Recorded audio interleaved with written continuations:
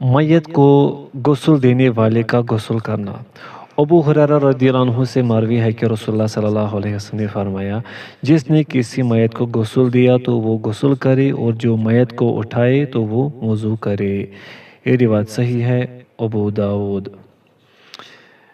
اور اس امر کو استباء پر محمول کرنے کا سبب آثار صحابہ ہیں، جن میں ایک ابن عباس رضی اللہ عنہما سے مروی ہے، تم جب اپنی کسی میت کو غسل دو تو تم پر کوئی غسل واجب نہیں ہے، تمہاری میت نجس نہیں ہے، تمہارے لیے یہی کافی ہے کہ اپنے ہاتھ دھو لو۔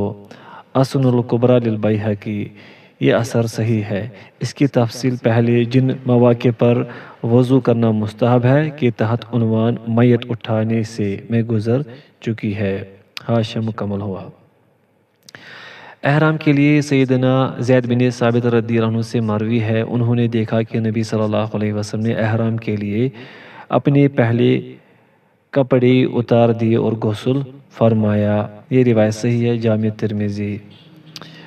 مکہ مکرمہ میں داخل ہونے کے لیے جناب نافع سے مروی ہے کہ ابن عمر رضی اللہ عنہما جب بھی مکہ مکرمہ آتے تھے تو وادی زیتوا میں رات گزارتے، حتیٰ کہ صبح ہو جاتی تو غسل کرتے، پھر دن چڑھے مکہ میں داخل ہوتے۔ آپ فرمایا کرتے تھے کہ نبی صلی اللہ علیہ وسلم نے اسی طرح کیا تھا۔ صحیح مسلم۔ مستحاضہ کا غسل۔ وہ عورت جسے استحاضہ کا عارضہ ہو وہ ہر نماز کے لیے غسل کرے، یا ظہر و عصر کے لیے ایک غسل، مغرب و عشاء کے لیے ایک غسل، اور پھر فجر کے لیے غسل کر لے۔ جناب عروہ بن زبیر اسماء بنت امیس رضی اللہ عنہا سے بیان کرتے ہیں، وہ کہتی ہیں کہ میں نے عرض کی، اے اللہ کے رسول، فاطمہ بنت ابی حبیش کو اتنے دنوں سے استحاضہ ہے اور اس نے نماز نہیں پڑھی۔ رسول اللہ صلی اللہ علیہ وسلم نے فرمایا، یہ شیطان کی طرف سے ہے، اسے چاہیے کہ لگن میں بیٹھے، اور اگر دیکھے کہ پانی پر زردی غالب ہے تو اسے چاہیے کہ ظہر اور عصر کے لیے ایک غسل کر لے، اور مغرب اور عشاء کے لیے ایک غسل کر لے، اور پھر فجر کے لیے غسل کرے، اور ان کے درمیانی وقت کے لیے وضو کر لیا کرے۔ یہ روایت صحیح ہے، ابو داود۔ بے ہوشی سے ہوش میں آنے پر ام المومنین عائشہ رضی اللہ عنہا بیان کرتی ہیں کہ رسول اللہ صلی اللہ علیہ وسلم پر غشی طاری ہو گئی تو افاقہ ہونے پر دریافت فرمایا، کیا لوگوں نے نماز پڑھ لی ہے؟ ہم نے کہا نہیں اے اللہ کے رسول، وہ آپ کا انتظار کر رہے ہیں۔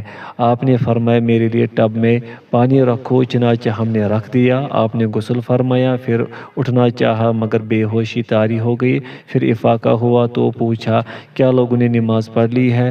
ہم نے کہا نہیں اے اللہ کے رسول، وہ آپ کا انتظار کر رہے ہیں۔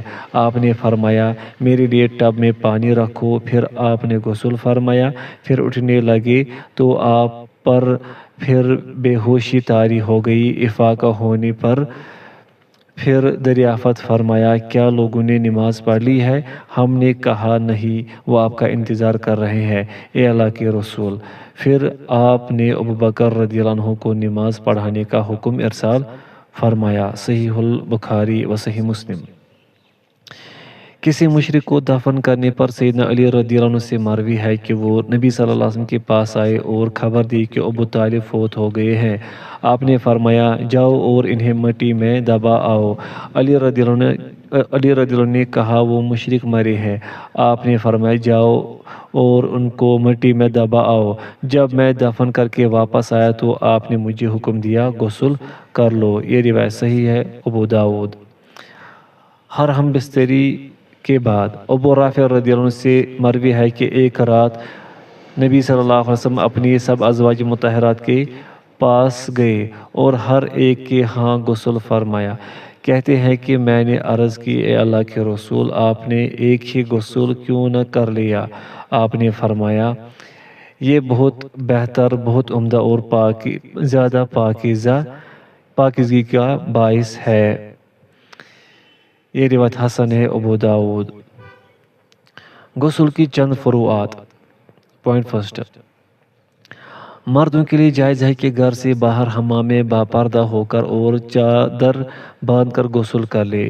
مردوں کے برعکس عورتوں کا حمام میں جانا حرام ہے۔ جابر رضی اللہ عنہ سے روایت ہے کہ نبی صلی اللہ علیہ وسلم نے فرمایا، جو شخص اللہ اور روز آخرت پر ایمان رکھتا ہے وہ چادر باندھے بغیر حمام میں داخل نہ ہو، اور جو شخص اللہ اور روز آخرت پر ایمان رکھتا ہے وہ اپنی بیوی کو حمام میں نہ لے جائے۔ یہ روایت حسن ہے، سنن نسائی وغیرہ۔ حاشیہ: ماضی کے حمام موجودہ دور کے حماموں سے قدرے مختلف تھے۔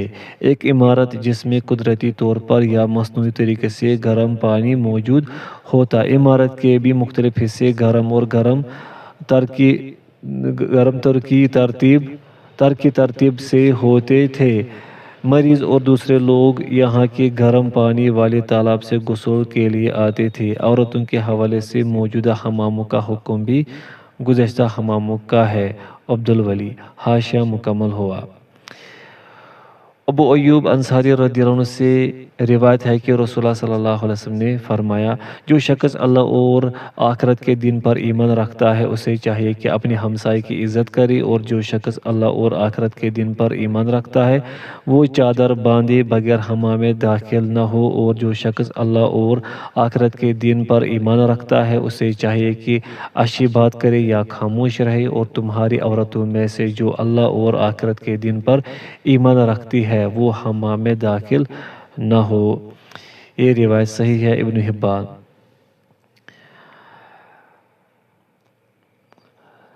اس موضوع پر اور بھی مرویات ہیں جو ابن عباس رضی اللہ عنہما، قسطنطنیہ کی افواج کے خطیب ابو المعلی حذلی اور صائب رضی اللہ عنہما سے مروی ہے۔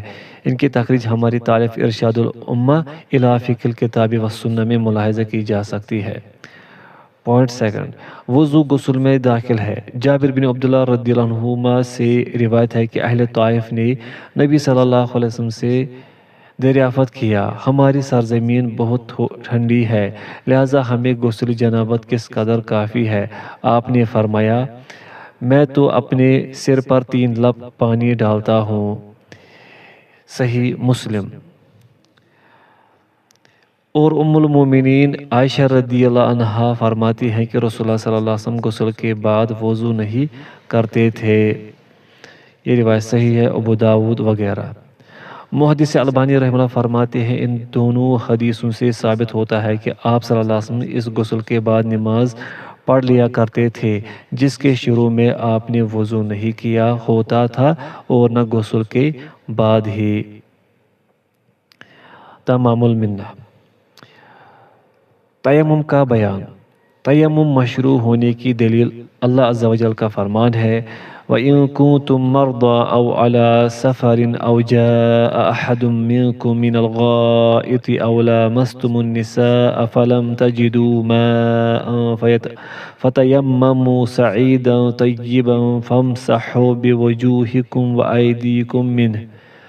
اور اگر تم بیمار ہو یا سفر کی حالت میں ہو، یا تم میں سے کوئی قضائے حاجت سے آیا ہو، یا تم نے عورتوں سے ہم بستری کی ہو، پھر تم پانی نہ پاؤ تو پاک سطح زمین سے تیمم کر لو، پس اسے اپنے چہروں اور ہاتھوں پر مل لو۔ سورۃ المائدہ۔ ام المومنین عائشہ صدیقہ رضی اللہ عنہا بیان کرتی ہے کہ ہم رسول اللہ صلی اللہ علیہ وسلم کے ساتھ ایک سفر پر روانہ ہوئے۔ جب ہم بیدا یا ذات الجیش مقام پر پہنچے تو میرا ہار ٹوٹ گیا۔ رسول اللہ صلی اللہ علیہ وسلم اس کی تلاش کے باعث رک گئے۔ آپ کے ساتھ دیگر لوگ بھی رک گئے۔ وہاں کوئی کنواں یا چشمہ وغیرہ نہیں تھا۔ لوگ میرے والد ابوبکر صدیق رضی اللہ عنہ کے پاس آئے اور کہنے لگے، آپ دیکھتے نہیں کہ عائشہ رضی اللہ عنہا نے کیا کیا ہے؟ اس نے رسول اللہ صلی اللہ علیہ وسلم کو روک لیا ہے، ساتھ ہی دیگر ہمراہی بھی رک گئے ہیں، جبکہ یہاں پانی نہیں ہے اور نہ کسی شخص کے پاس پانی ہے۔ چنانچہ ابوبکر رضی اللہ عنہ آئے، جبکہ اس وقت رسول اللہ صلی اللہ علیہ وسلم اپنا سر میری ران پر رکھے سو رہے تھے۔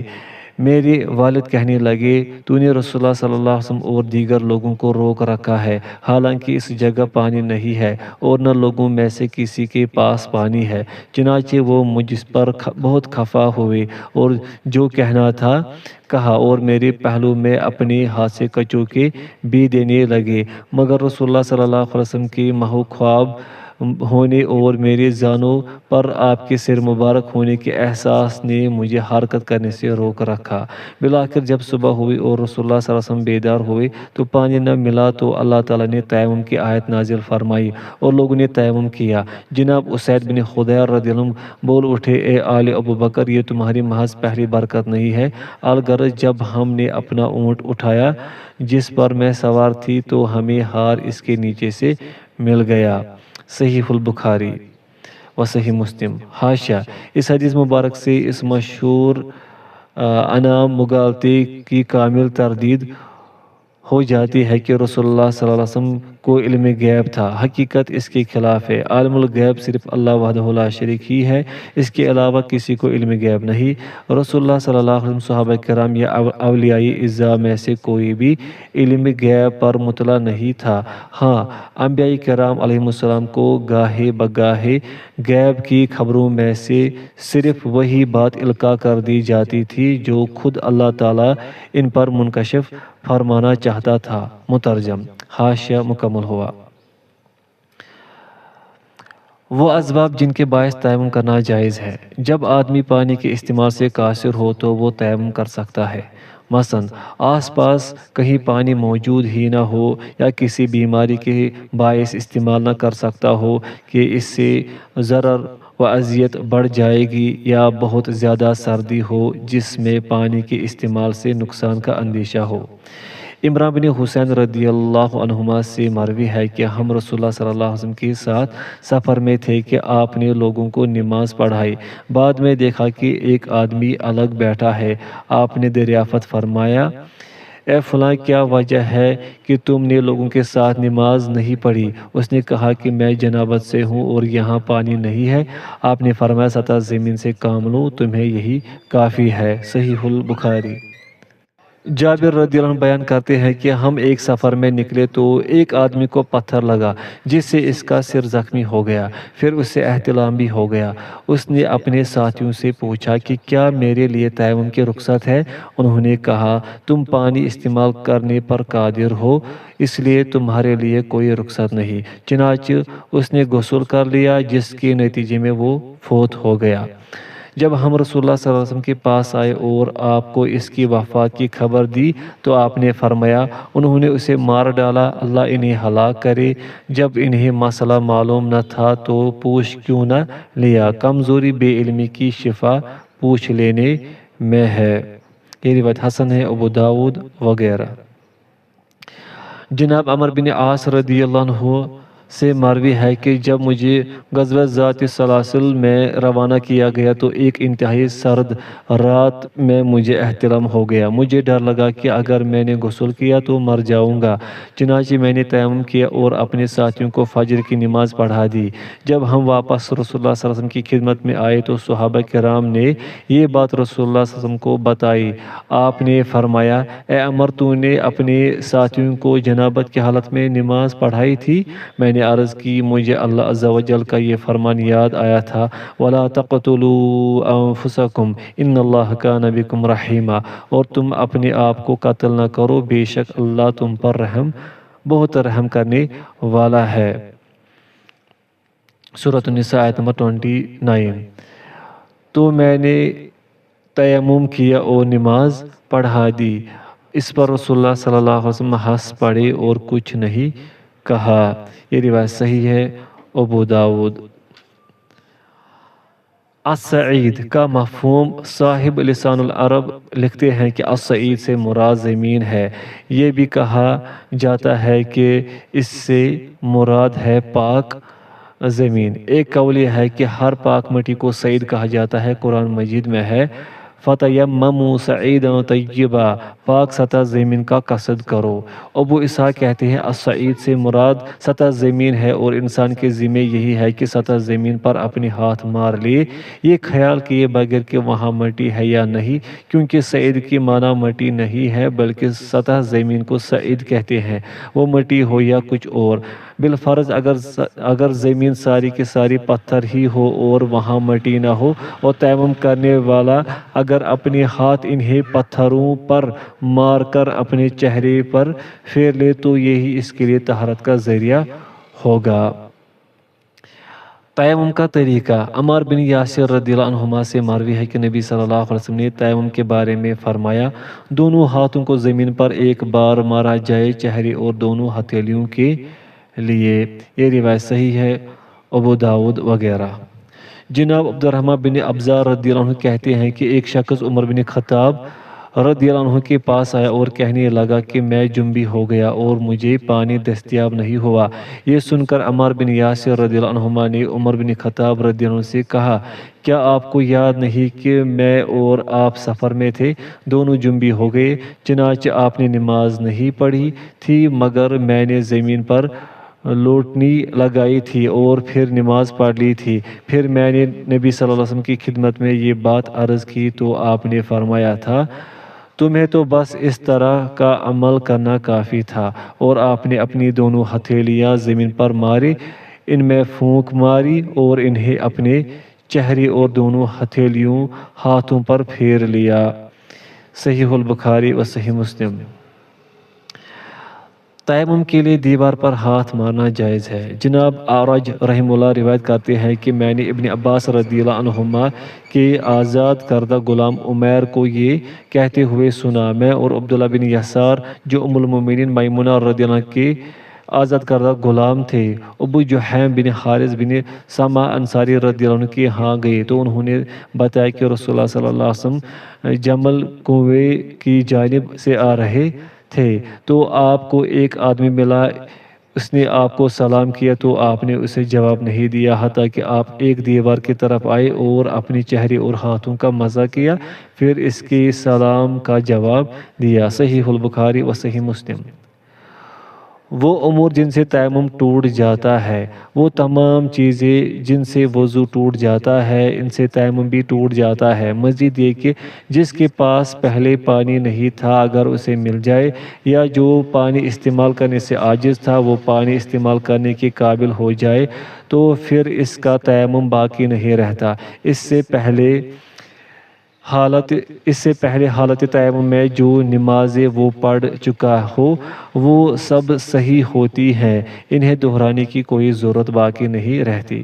ابو سعید خدری رضی اللہ عنہ سے روایت ہے کہ دو آدمی سفر پر نکلے تو نماز کا وقت ہو گیا اور ان کے پاس پانی نہیں تھا، ان دونوں نے پاک مٹی سے تیمم کیا اور خوب اور نماز پڑھ لی۔